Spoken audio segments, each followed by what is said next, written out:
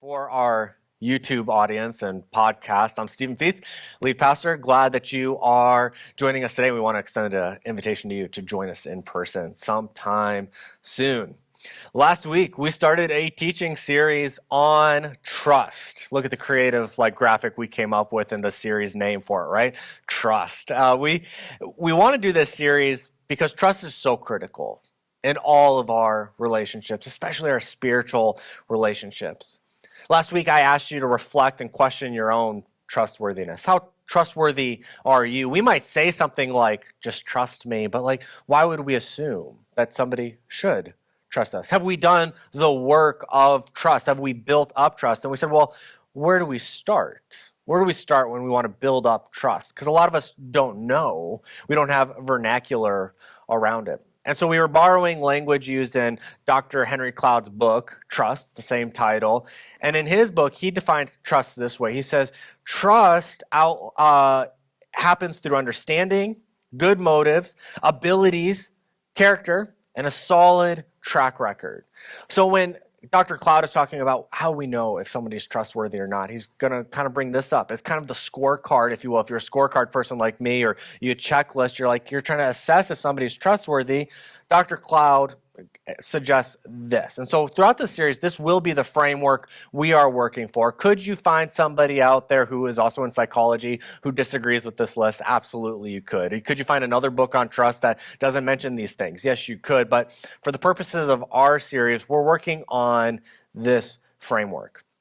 You might be wondering at this point, if you weren't here last week and you didn't get to watch the message, why focus on trust at Madison Church? I mean, you probably understand those Sundays where we do a 5-week series on prayer or reading the Bible. That makes sense. Sunday morning, church, we're going to talk about prayer and reading the Bible. You might wonder why we're not going verse by verse through Luke, and that makes sense. We've done both of those things in the past. We'll continue to do those things, but trust does affect us spiritually. Last week, I talked a lot about how developmentally trust affects us and how physically trust affects us. But this week, I really want to focus on how trust affects us spiritually. I mean, think about this.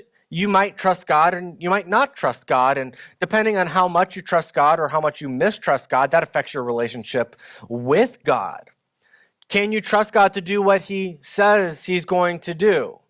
Can you trust God to answer your prayers one way or another for your good? Or maybe He says, no, not this time, and you just got to trust Him. If you don't trust God, it's probably going to lead to some feelings of alienation from God and spiritual dryness.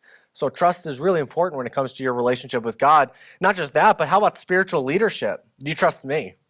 Do you trust the elders of our church? Do you trust the leadership that we've put in position?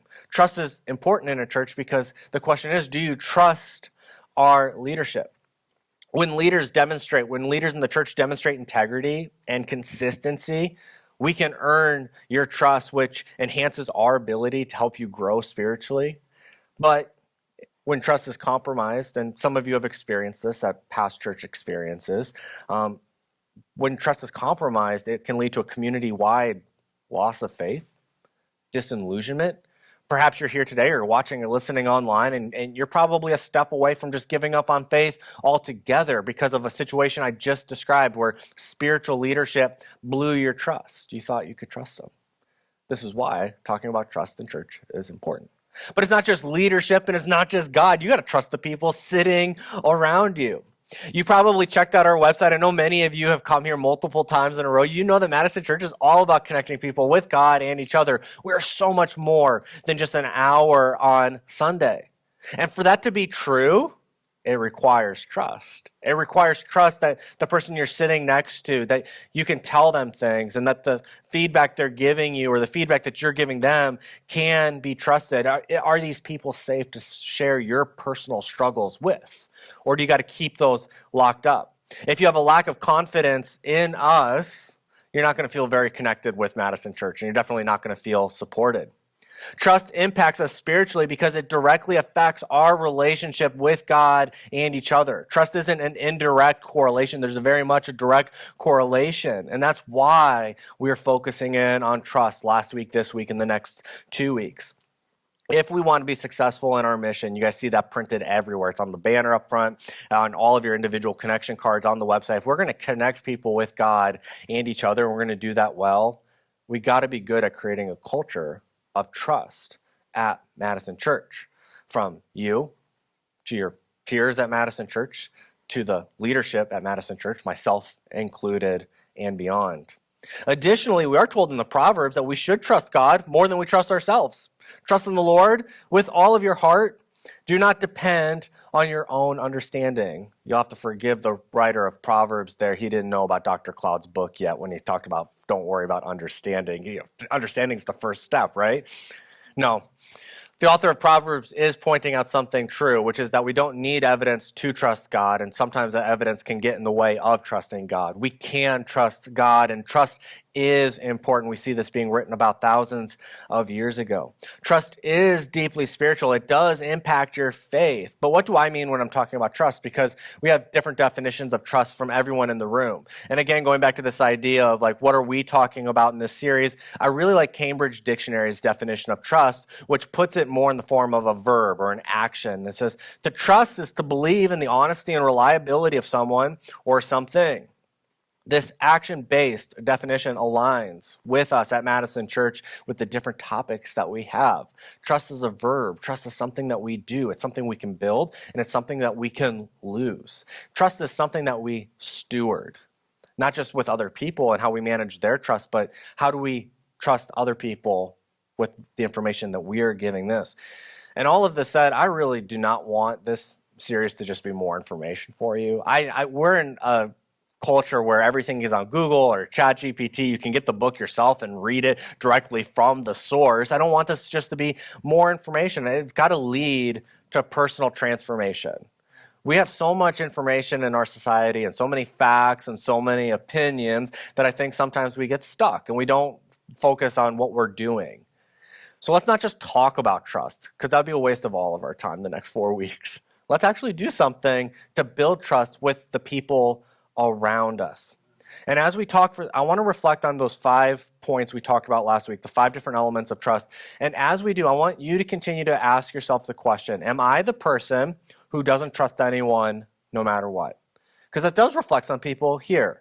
You know that in reality, you do trust some people, but for the most part, you would say you're a person who doesn't give up, you don't give away trust very easily, you're very guarded with your trust, and it's a struggle. So as we're going through and reflecting on the stuff we talked about last week, are you that person? Because I have questions for you then. Are you the kind of person who gives everyone trust? And like my heart goes out to you because you've probably been hurt so much because you just give your trust to everyone, and I'm telling you right now, not everyone deserves your trust.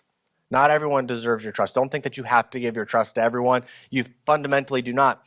I want you, as we're talking through these elements, to think, is this person trustworthy? And here's some language for why they might not be worth your trust.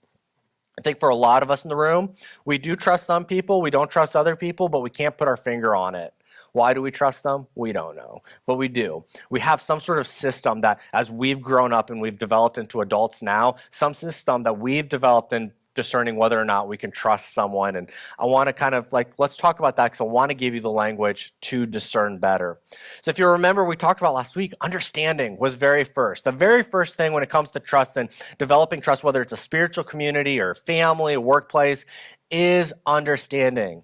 It's pivotal because if we don't feel understood, we can't grow in trust. We can't build trust. If we aren't understood, our defenses go up. And trust and giving away trust requires our defenses to come down a little bit. Understanding whether we're giving it or receiving it, it opens us up. We have to be good listeners to other people. We have to think through what they're saying. We have to talk. We have to get feedback. And again, I emphasized this last week, being a good listener and understanding is so much more than just hearing the words. Yes, I hear the words you are saying, but are you grasping it? Do you understand what this person is saying? Not just this sentence, but this paragraph and in the story of their day, in the story of their week, and in the story of their lives and their relationships. Do we really understand that? To foster trust, we have to develop an ability within ourselves. And so again, the series isn't just about other people. This is very much about us. Are we the kind of person when we listen to other people, are we just waiting our turn to speak? Or are we building trust in our small group and with the people in our church and workplaces by actively listening and asking questions and receiving that feedback? Think about this at work. You make a suggestion at work. You're like, hey, this is how an idea could be better. And I bet a lot of you have been in the situation where your boss hears that as a personal critique. You're just trying to make the idea better, but what they heard is that they're dumb or they're not smart or that they missed this or whatever, they take it personal. And instead of hearing your idea as constructive feedback to how this idea can be made better, because they hear it as an attack, they get defensive. And then in this meeting that you're having, perhaps in their defensive posture, they embarrass you or humiliate you. They push you around and you feel small and insecure, and all you were trying to do was help, but they didn't understand you. Trust is blown in that situation, and I bet you don't trust them enough to, at the next meeting, to speak up and say something because they're going to jump you for it. And why would you do that?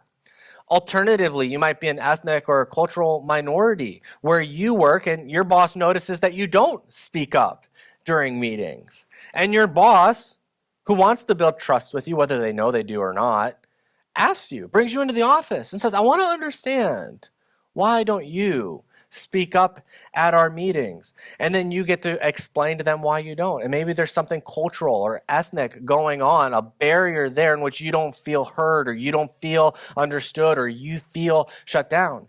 And in that situation, you're more likely to not just trust your boss, but open up at future meetings. They understand what you're going through. They took time to hear from you. If you're someone who trusts too easily, ask yourself when you're about to give away some information or give away something to someone that you're trusting them with, do they understand you? Do they? That's the very first thing. And if the answer is no, you probably shouldn't trust them. You shouldn't trust them with important things. However, if you're someone who doesn't trust anyone, I want you to begin to deconstruct some of those guards you've put up when you can answer yes to this question. Your heart might say, no, don't trust them, don't trust them. But if your head can say, no, they understand me, I need your cognitive, the thinking here to kind of take place over that, to remind yourself, no, they understand me. I can step out and trust them. But now, how much can you trust them? Well, that's where the second part comes in, which is motive, because someone can understand you but still not quite be trustworthy with all of your information and the things you're going through. Motive is pivotal because even when we understand someone, like their motives might be bad. Maybe you lost your job recently. This is a good example of motive. You lost your job and you're telling your friends about it. There's something going on in your life that you're really stressed out about. And your friends, they all listen to you and they're empathetic with you. And then after you guys leave and go your separate ways, one of your friends reaches out to you. And maybe in the case of a job, it's like, hey, man, I'm really sorry about the job. I know that's stressful. I know you're probably afraid of the future and how you're going to pay bills, and you probably feel like a little bit of a failure one way or another, but you've already done the work of like loving on this person, but hey, I know an opportunity that might really be great for you if you want to try it. And then if you were to take them up on that opportunity and get the job, wouldn't your trust in that person substantially increase? What did they have to gain reaching out to you? They did that. They took the initiative on your behalf. You didn't ask them to do it. They were like, I care about you enough. I'm empathetic enough to not just say, oh, dear, that's so sad, and on to my fantasy golf league. Like, they don't do that. But they say, you know what? I know this opportunity for this person. Those are good motives. You get that job. Would you not trust that person even more? Not just the person who understood you. Oh, yeah, they understood that I lost my job and that was tough. But the person who went out of their way with good motives to help you even though it didn't help them. Alternatively, you might have a friend who invited you on a trip away, a weekend away, and it's really exciting. And you guys talk about all of the great things you're going to do. And of course, it's a trip away. You guys are going to split costs. But then you get to the destination and you're not doing any of the things that you want to do. You're doing all the things that they want to do. And you're splitting all of their costs to do all of the things that they want to do. And you're like, you know what? They understood I wanted to take a weekend away. They understood that. But maybe their motive was like, how can I do all the things I want to do that I can't afford? And you realize that. And I know that that sucks. But we can begin to judge someone based on what their trustworthiness based on their motives. What are their motives? And discerning other people's motives, it can be challenging, but this is essential for trust. And it does require that when we're talking with people and we're doing kind of life with them, careful observation, active inquiry. You can go ahead and ask them. When you see a discrepancy between what people are saying and doing, it's okay to ask, hey, I see a discrepancy here. Can you explain this? Because it might be your misunderstanding. It could be as simple as that. This might be an actual trustworthy person, but your misunderstanding, and they can explain it to you. It could also be a conclusion that no, you can't. Through talking, hey, I see this and this is happening, and oh man, I really shouldn't trust this person. Well, at least you know now. You can stop it now. So reflect on a recent decision or action that you took. Maybe it was this week, the past couple of weeks. Maybe it's church related, maybe it's not, but something that you did. Why did you do it? Like something that you did for someone else. Why did you do it? Was it for a personal benefit? Did you get something out of it? Was that your primary motivator? Or was it really like, I want to do something to help someone else? That these are kind of selfless motives to help them.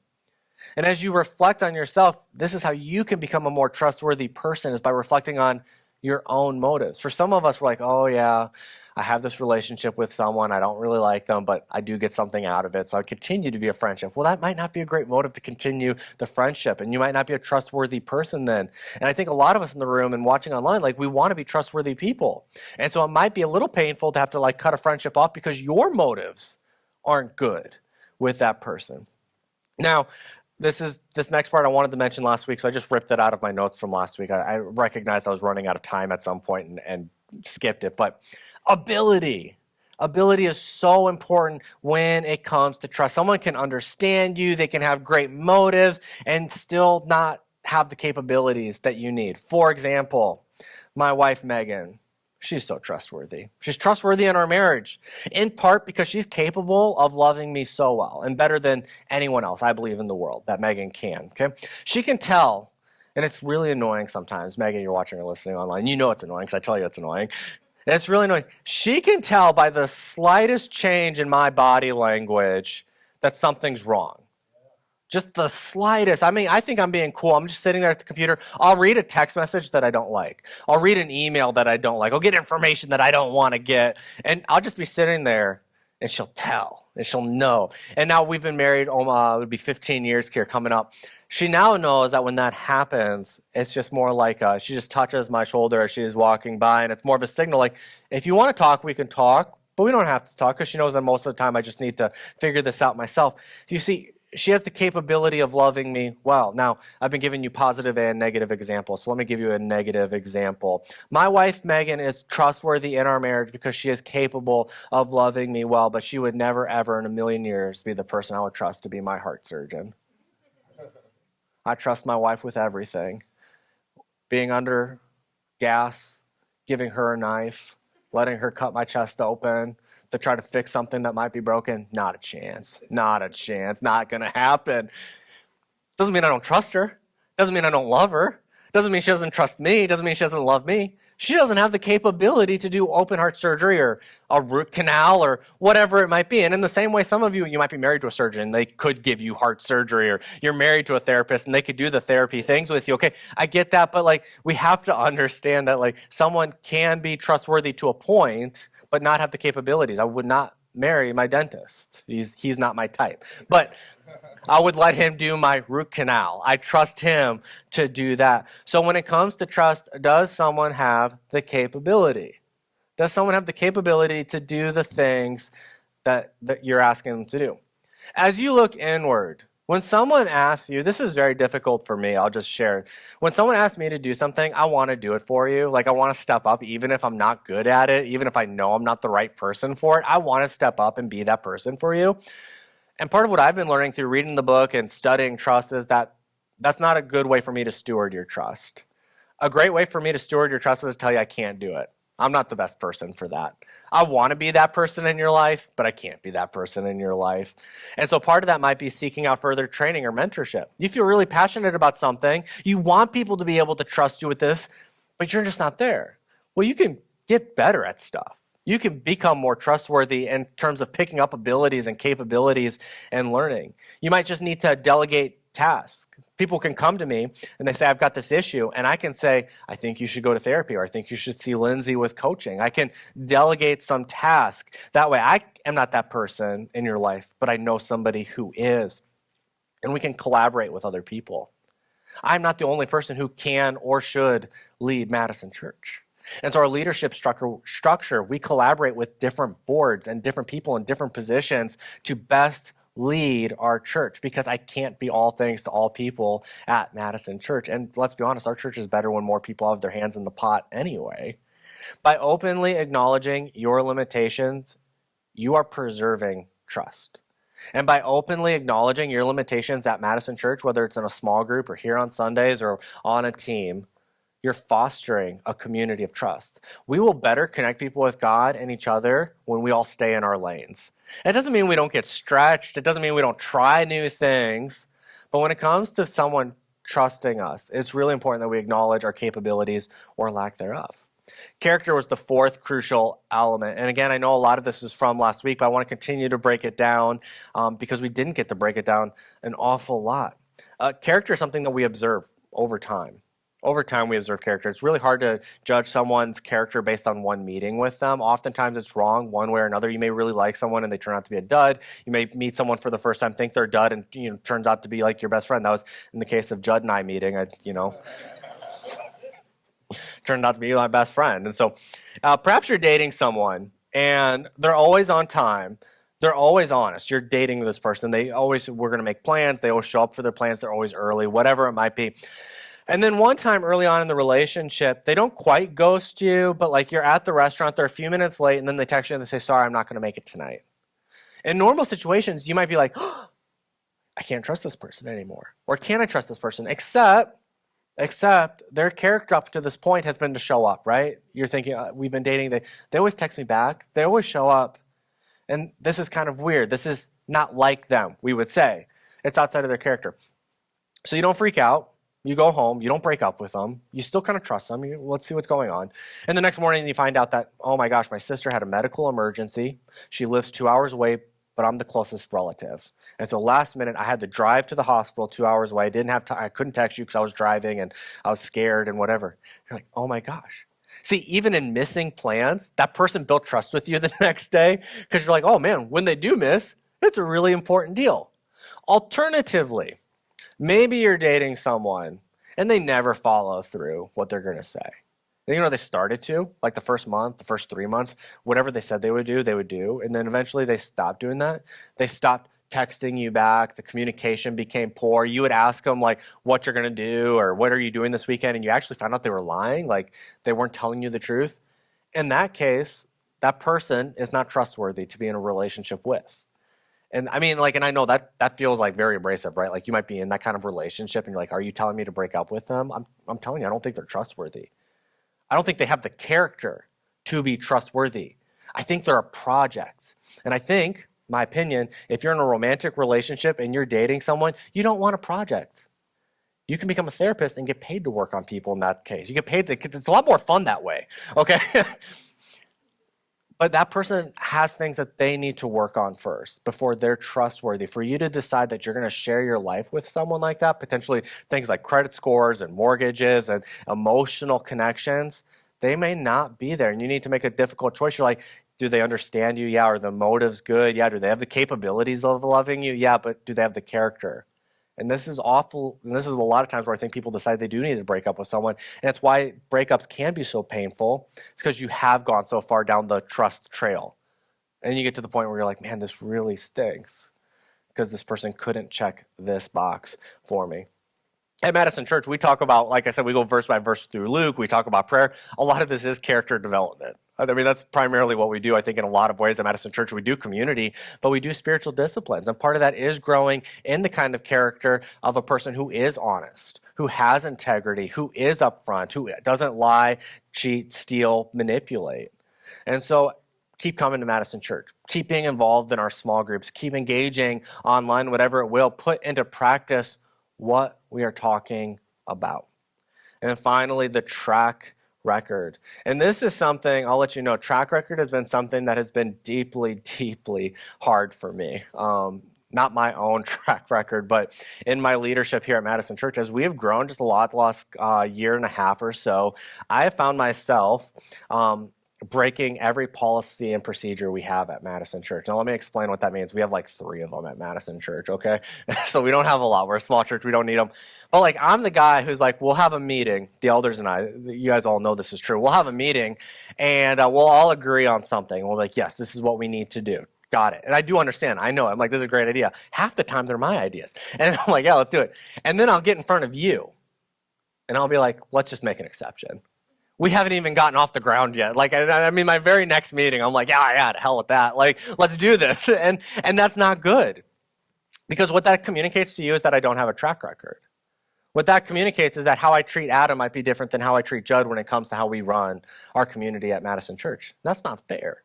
And yet I struggle with that because I want to be your guy. I want to be, I want to make this happen. I want to make it work. I loved it at Starbucks when I was managing Starbucks and we would screw up and I loved making it right for people. Because I always thought like, you do what everyone expects you to do, no credit. You expect us to be fast, have your coffee, it be good, and you out the door. You expect that. But what you don't expect is when we screw up, for me to remake your drink and then to give you like 2 free lattes the next time you come. And then people would be calling my general manager and be like, oh, he's so amazing. And I love that feeling. It was very vain. I mean, like I'm acknowledging that, but like that's been a problem. And so I'm recognizing that as we grow at Madison Church, a pain point in my own life is to be like, yes, I would love to do that, but this is how we've been doing it. And this is why we need to continue to do it. And I want you to know I hate it. I hate it. Like, I just want to be like, oh yeah, the exceptions. But now I'm like, I recognize the need as I'm building a track record and I want you to trust my leadership and I want you to trust our church. I want you to know that we're collaborative in leadership and that we're coming up with things and different guardrails so that you can trust us. And, but that's been hard for me because I want to just be rogue and just make you happy and do all the right things. And so how we fix our own track record is committing to transparency. I'm being transparent with you right now. This is going on YouTube and podcast. And so everyone's going to get to hear me talk about my own struggles. And then you're going to remember in 2 weeks when you're asking me a favor and I'm like, well, see, you can hold me accountable now because you'll be like, wait, hold on a second, Stephen. Like, what is really what Madison Church is supposed to do here? Committing to transparency, setting realistic expectations, consistently meeting them are critical. Now, into a little bit of new content before we close. Trust requires 2 sides. Trust requires 2 people. You are part of the equation. You cannot just expect people to trust you and you don't trust anyone. That will not work. That will not work at Madison Church. I don't think it'll work anywhere. I don't think it'll work in your marriage. I don't think it'll work in your family. It won't work in your workplace. But the one thing I have a little bit of authority over is Madison Church. And I know that if you're the kind of person you're like, you can trust me, but I'm never going to trust you. And you can tell me all your dirt, but I'm never going to tell you mine. That is not the culture of trust. And so we need this to be a 2-way street.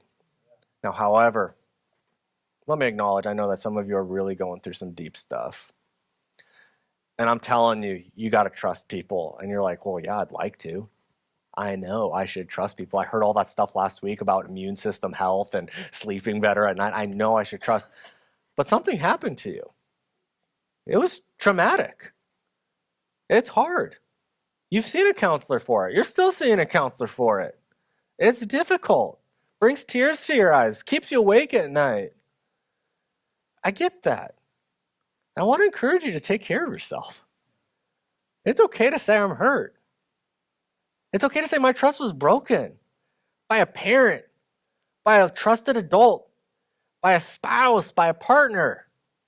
It was broken because the only way to fix it is to acknowledge that it was broken. You are not broken, but your trust muscle might be hurt. The thing in your body that says we can trust this person, that might be damaged. And a lot of us, like you wouldn't be, I don't know why we feel so embarrassed about going to therapy. I really don't get it. Because if you wrecked your car, does anyone feel embarrassed taking it into the shop to get fixed? Even if it was your fault, you caused the accident. None of us are embarrassed about getting our car fixed. And you are so much more important than your car. You're so much more important than your car. And yet we're embarrassed to take care of ourselves. Some of us, We have a deep fear of depending on someone because we depended on someone in the past and they let us down in a critical way. I think some of you guys had real bums for parents. They might have been abusive, they were terrible. You had to parent them. There's all sorts of scenarios that we could talk about right now, but you have a fear of depending on someone. You might have a fear of being controlled. I think that this can happen in spiritual kind of climates like Madison Church or spiritual environments. I think that we can use theology and we can use faith to try to manipulate and to control people. And if you've been in that environment and somehow you've gotten out now, you have a fear of being controlled. And so it's not just a matter of saying like, I want to trust people. You have a deep-seated fear of being controlled. For a lot of us, we just have fears, and I don't mean just like this is little, because I feel this personally. This is deep. You have fears around imperfection, shame, perceived badness. And so we'll trust people with all of the other stuff, but not the deep stuff, not the dirty stuff. We won't let people know when we fail. I'm really guilty of this. I love talking about my life after I've overcome something hard. I love talking about my life when I've gotten through something. I really don't like talking about it when I'm going through it, though. I want to keep that because I don't want you to judge me. I'm scared of that, and I recognize that. Ironically, the most given command in the New Testament is do not be afraid. As if it was almost like God's expecting us to just be like, oh, yeah, why am I afraid? I don't need to be afraid. Duh. It's like when Paul says don't be anxious about anything, pray about everything. Oh, well, why haven't I tried that? Oh, wait, I have. I do love this command in Isaiah 41, though. Don't be afraid, for I am with you. Don't be discouraged, for I am your God. I will strengthen you and help you. I will hold you up with my victorious right hand. See, God's not telling you to just flip a switch. Do you catch that? Do not be afraid, comma. Why don't you need to be afraid? For I am with you. You don't need to be afraid because God is with you. Do not be discouraged, for I am your God. I am with you so you can be brave. I am for you so you can be encouraged. I will strengthen you and hold you up when you are weak and can't get up yourself. You see, God's not telling you to flip a switch. He's telling you to go on a path and to take a journey with him. He's telling you also it's okay to get help. He's telling you do not be afraid. And if you're in a position where you're like, I just can't do that, God is saying, well, what's the next step?